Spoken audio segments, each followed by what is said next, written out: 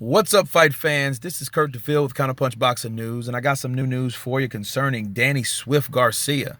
He states in a interview with Fight Hype that after the unification, or after the fight with, not the unification, but after the fight with Sean Porter, he's coming after Earl the Boogeyman, man down, Spence. So, it was a bold move from Danny Garcia because normally, when they ask him about certain fighters, he'll just say, hey, I'll fight anyone.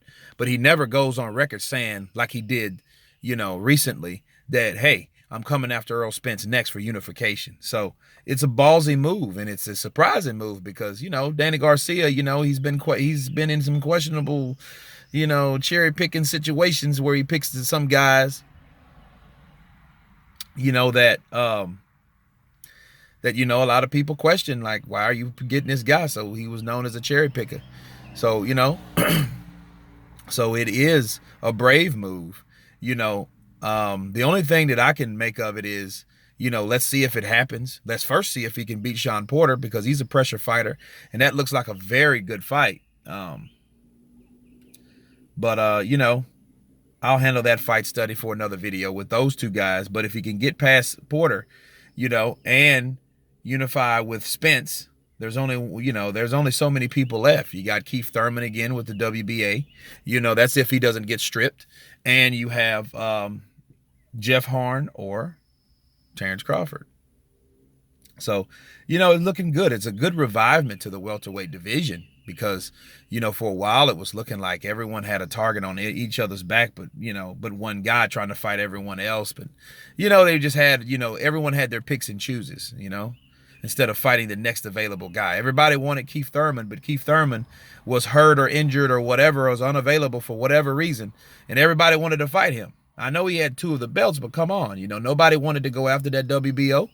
You know what I mean? Is that like the forgotten belt? So, it was frustrating for the welterweight division. And but this looks good. Danny Garcia, I think he goes for broke after he lost that I think, now let's see what you're made of. Because guys that have perfect records, either they weren't matched or they were matched well or they were that good, But 9 times out of 10, they just weren't matched with the people that can beat them.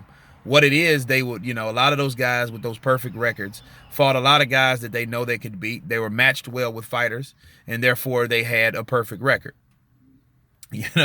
So it's interesting to know now what Danny Garcia does with his career, and he's done really well after the loss to Keith Thurman, and I look forward to it, man. I just really look forward to the fight.